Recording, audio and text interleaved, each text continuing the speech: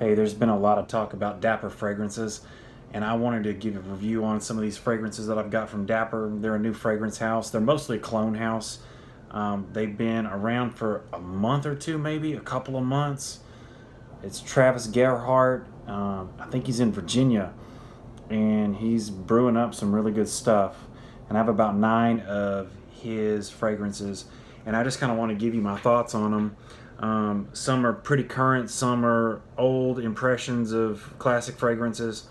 But let me go ahead and give you my impressions of them. I have some big bottles, I have some samples, but I want to go ahead and let you guys know what I think of this. I think first and foremost, it's a very good house. I think he's doing fantastic work on bringing these clones and making them affordable and accessible and putting quality and putting out a really great product. He's doing a fantastic job. The guys stand up. He has great customer service.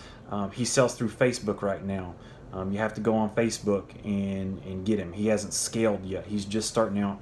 But you can join the Dapper fragrance group and get in touch with Travis Gerhardt, and he can hook you up. He responds right away to you. Let me go ahead and get into this.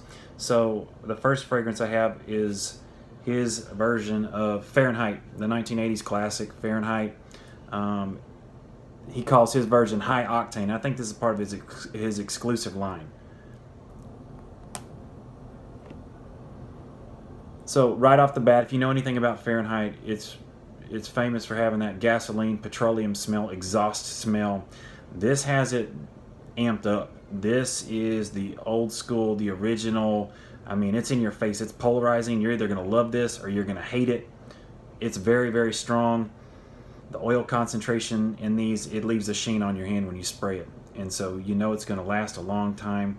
This thing will fumigate a room. Like it's 3 sprays. You spray this 3 times, hit it a couple times on the neck, a couple times on the arms. You walk into a room this size, you're going to fumigate it. I mean, it's very, very strong. It's very, very strong. But he did a really nice job. I think it represents that fragrance very well. I will say, if you like Fahrenheit, you'll like this one a lot.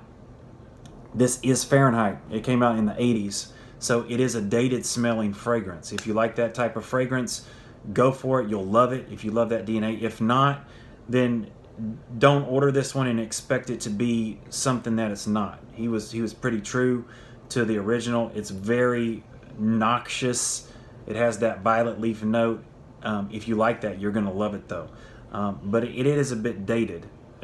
So just keep that in mind. If you like it, get it. So yeah, he did a wonderful job on this one. Very, very good job. So the next one is Xerjoff Mephisto. As part of his exclusive line as well. He brought this one out a few weeks ago, I believe. And I wanted to try it to see what it was like. I've not smelled the original. This one to me, this one is straight Creed Virgin Island water. I'm not a big Creed Virgin Island water fan. If you like it, you'll like this. To me, again, it smells dated.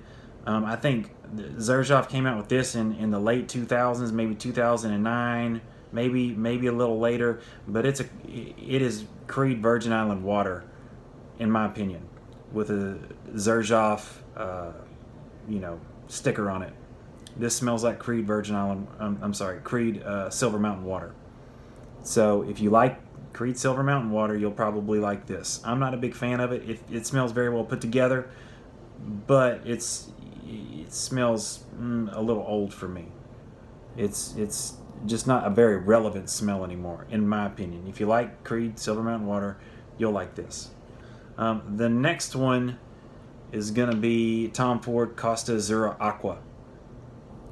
Now, the thing with the Tom Ford fragrances, like Neroli Portofino, Costa Azzurra Aqua, they're simple smells, and they're not designed to really get you a bunch of compliments. These fragrances are kind of mood fragrances. All the Tom Ford fragrances, you really have to like them. Don't expect other people to like them. You really need to like them to wear them. They're very taste specific.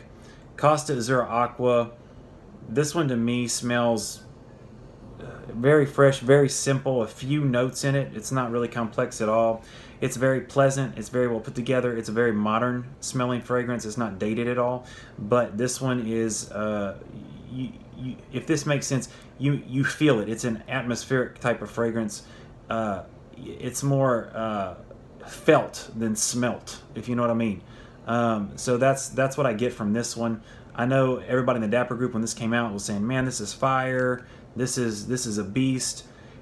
It's a summertime fragrance, and it doesn't reinvent the wheel, but it's updated. It's modern. It smells good.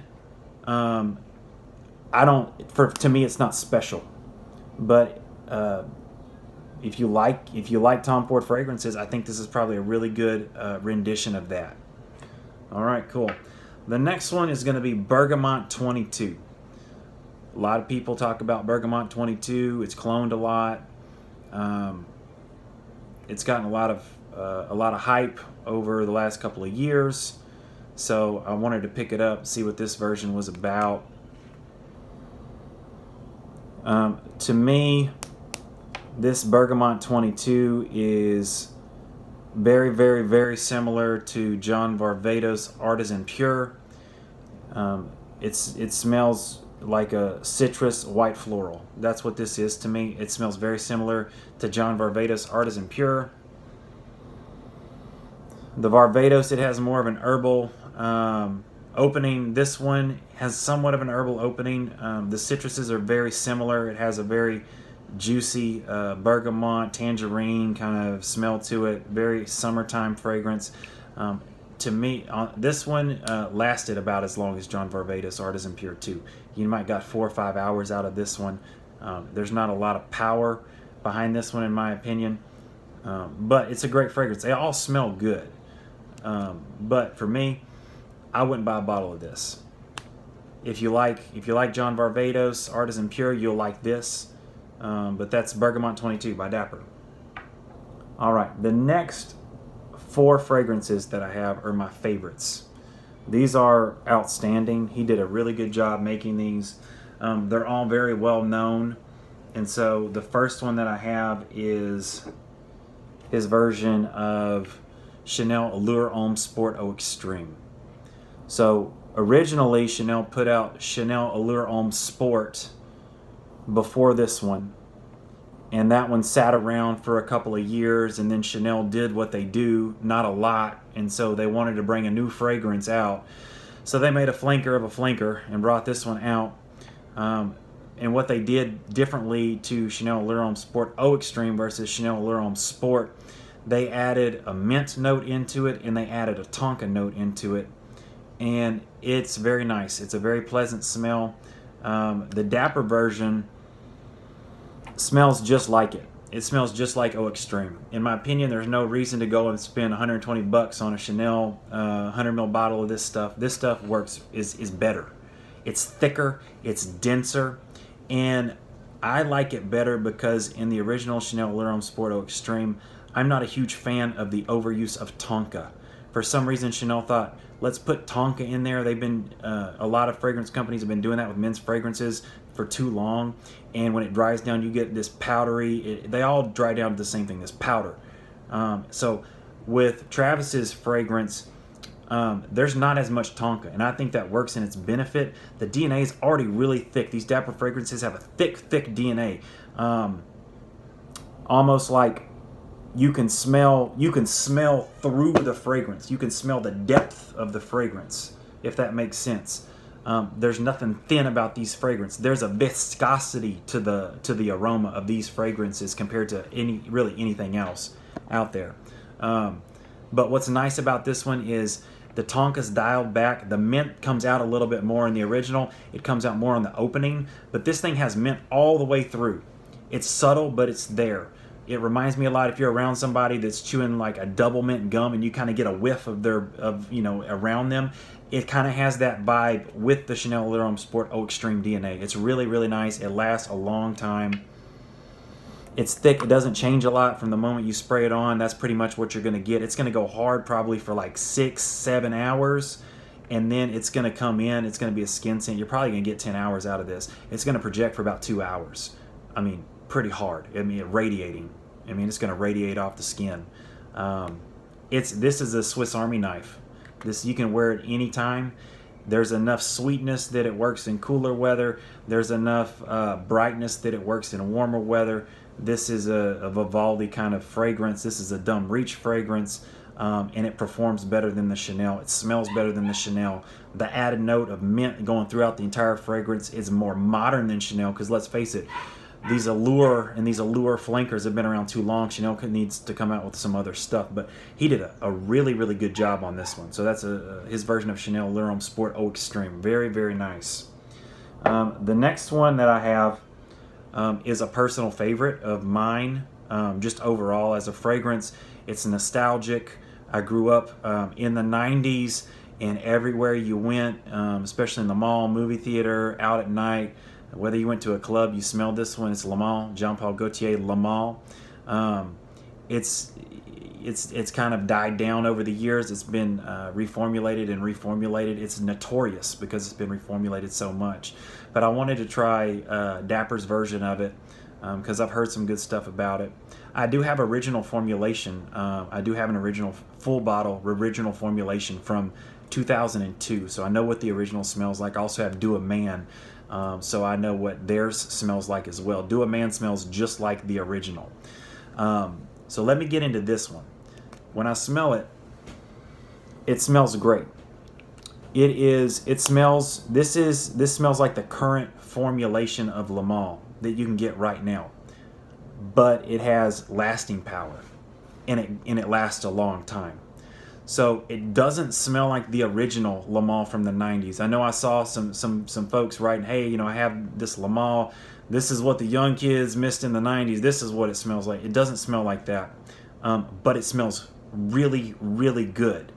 What it's missing to smell like the one from the 90s, the original, it's missing the raunchy, sweaty, earthy, ashtray greenness, the offensiveness that made Le Male a polarizing fragrance, and kind of what makes it like a timeless classic, in my opinion. It's a very polarizing fragrance. This is very, very good.